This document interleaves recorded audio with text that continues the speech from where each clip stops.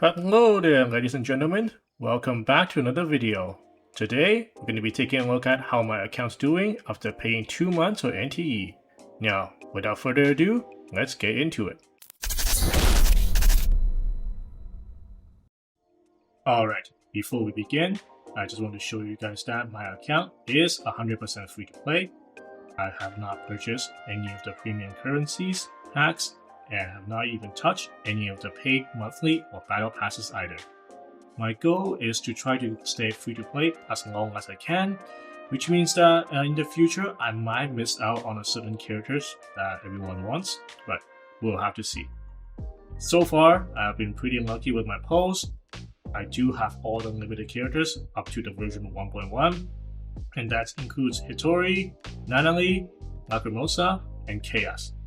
With that being said, going into version 1.2, I know I'm going to run into some problems with the currencies for sure. Because right now, I barely have 20 pulls set up for Shinku, which is not a lot, to be honest. I hope that I can get super lucky, just like I did with Hitori pull as well, where I actually got Hitori in just my first 10. And speaking of Hitori, I do want to show off a little bit right here. I think I've shown this in one of my videos where I did it endgame content. So basically, I do have Hitori unlocked at A1. The reason behind this was because after I got her in my first 10 pull, I actually did another 40 pulls to get her umbrella. And I managed to get another copy of her.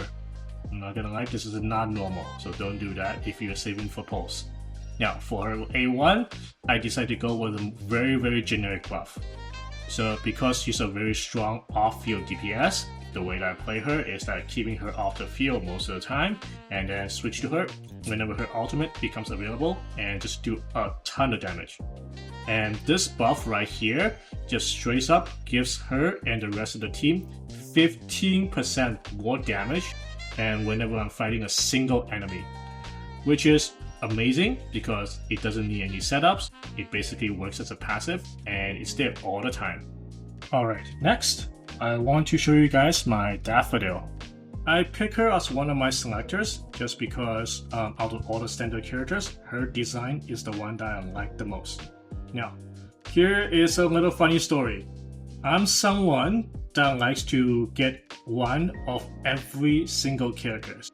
I basically likes to hoard them like Yu-Gi-Oh cards, but unfortunately, for the first month and a half of playing this game, the only S-rank characters I can pull from the Spender banner was her. This is kind of like I wanted the other characters, but I'm free to play, so can't complain too much. Now she has been super helpful in the endgames. And again, I went for general buffs just to make her teams easier to use. As for my other characters, there's really not much to show here. The ones on my main teams are mostly in level 70s and 60s, which are currently capped because of my Ascension level, and the rest are level 40s and 50s. The MCs and Cheese have a couple of dupes on them just from me playing the game basically. And the biggest issue that I'm facing right now is the resource management.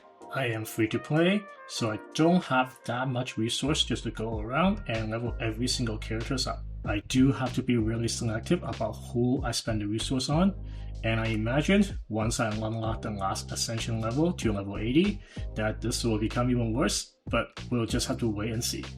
And another issue that I'm facing is the arc distribution. Again, because I'm free to play, I don't have a lot of arcs in my possessions. I do, however, have a few signature arcs, like the one for Hitori, but that's not nearly enough to compensate for the lack of arcs. A lot of my characters don't even have the arcs that benefit their kits and just have to use whatever that I got. Right now, I do have most of the characters unlocked. I am missing 3 characters from the standard banner, those being Hathor, Fadia, and Sakiri. I did get Baihang just at the same time that I got Chaos, so now I'm just missing the 3. Anyways, moving on, and as you can see, I'm all caught up on my quests, and that includes all the side quests and event as well. All the reasons are following sports, no more quests, no more anomalies. With that, we move on to the City Tycoon segment, starting with my cafe. Now, my cafe is currently running at full capacities.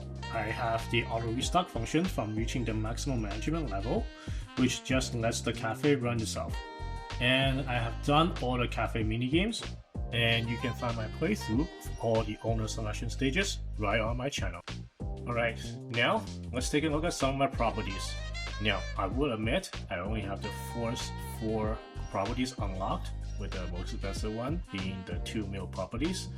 Right now, I'm saving money for the most expensive properties, which is the 8 mil one, just so that I can unlock all the anomaly furnitures. And finally, let's take a look at some of the cars and garages. Now, I will admit, I don't have a lot of cars unlocked, but one car I do have is I have the Porsche from the collab, which is currently the best car in the game. And it also means right now getting the new cars are not in the top of my priorities because, well, I already have the best car in the game. So that's pretty much it. If I get all the properties, maybe I'll consider getting some new cars in the future, but we'll see once again. And with that, we are now at the end of our 2 months account review. If you made it this far, thank you so much for watching my content. I really appreciate your continued support, and I strive to make better videos in the future. With that said, I will see you in the next video. Bye bye.